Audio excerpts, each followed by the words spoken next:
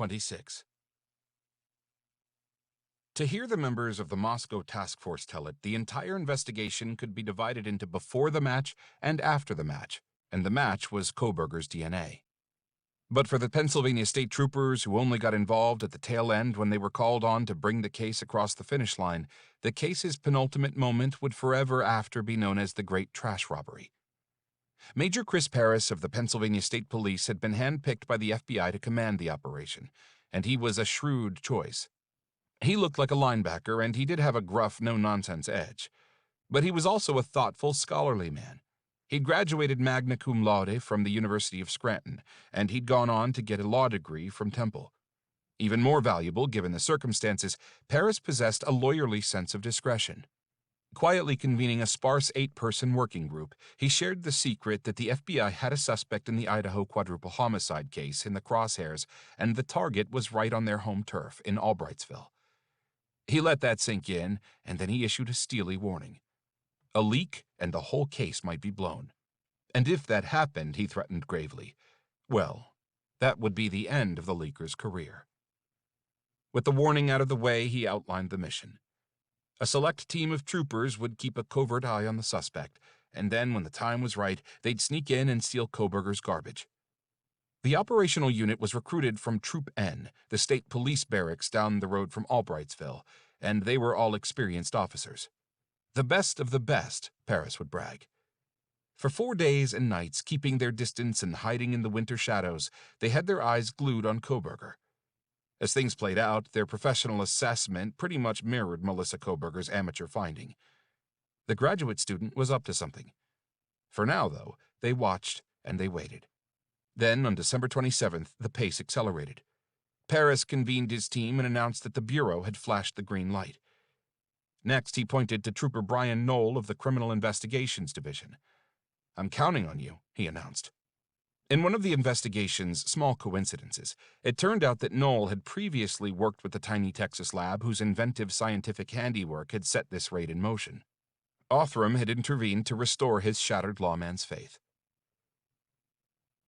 Cops will tell you that some cases stay with you. You can't let them go. They ride shotgun on your thoughts. For Brian Noll, it was the case of Beth Doe. It was a grisly murder mystery that had frustrated the authorities for over 40 years. Just days before Christmas in 1976, 3 suitcases had been tossed off a bridge that spanned the Lehigh River in Whitehaven, Pennsylvania. They missed the water and landed on the grassy shoulder running along nearby rural Interstate 80. When the cops opened them, each of the 3 valises contained pieces of a dismembered female body. The victim, an autopsy showed, had been sexually assaulted, strangled, and then shot in the neck. She had been carrying a 9-month-old female fetus. 20 or so years later, Trooper Noll was assigned the task of seeing if there were any new leads. Noll stuck with it for years, never giving up, but he got nowhere. His failure ground away at him, a stinging personal defeat. Then, in November 2020, 44 years after the body parts had been found, DNA extracted from Beth Doe's skeletal remains was sent to the Othram lab in Texas. Despite all the decades, the butchered woman was identified. On the heels of this breakthrough, an alleged killer was arrested, and the murder case that had been front and center in Noll's thoughts for so long had been solved. And now Noll was back on the hunt. It was nearly 4 a.m., and he crept with a furtive concentration. He listened to the night noises, waiting, taking his time. He knew stealth was crucial. If his presence was detected, if Kohberger had an inkling that he was being watched, then he might run, and at this inconclusive point in the investigation, there was little that could be done to stop him. And yet the absurdity of the situation also registered. Noll reached into the garbage can and grabbed 2 plastic bags and held them high in the air like trophies. He wanted the troopers huddled in the adjacent woods to see. But then he had a sudden, sickening thought. I should have brought replacements. What if Kohberger came out to deposit another bag? He'd wonder how the others had suddenly vanished. But there was nothing he could do now, so he simply clutched his pilfered treasures filled with detritus close to his chest and made his way through the darkness and back to a waiting SUV. Events from there proceeded with an almost mechanical precision. A parcel filled with the purloined garbage was shipped priority across the country to Meridian, Idaho. There, in the state police forensics lab, the technicians lifted several DNA samples from the debris, only to fail. They could not find any DNA profile that precisely matched the DNA they had previously recovered from the button of the knife sheath, which left two possibilities. Either Brian Kohberger, the methodical criminal justice student, had made sure that any material that might contain his DNA did not go into his family's trash, or they had the wrong man.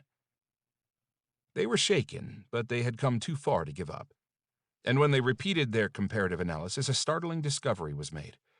The DNA profile obtained from the trash belonged with a conclusive 99.9998% certainty to the father of the man whose DNA was on the knife sheath. Michael Kohberger, despite all of his guarded silence, had branded his son a killer. The next day, December 29th, Brett Payne sat down at his desk on the second floor of the Moscow police headquarters to finalize the arrest warrant. Oddly, there was no sense of triumph. Like any hunter, he knew that having the prey in his sights was not sufficient. Dozens of things could still go wrong. Payne felt that every moment counted. Rather than emailing the warrant where he worried without any real justification it might get ignored by a clerk, he hand-delivered the 19-page document to the courthouse. Moments after Judge Megan Marshall signed off, a call was made to Pennsylvania. "It's a go," Major Paris was told.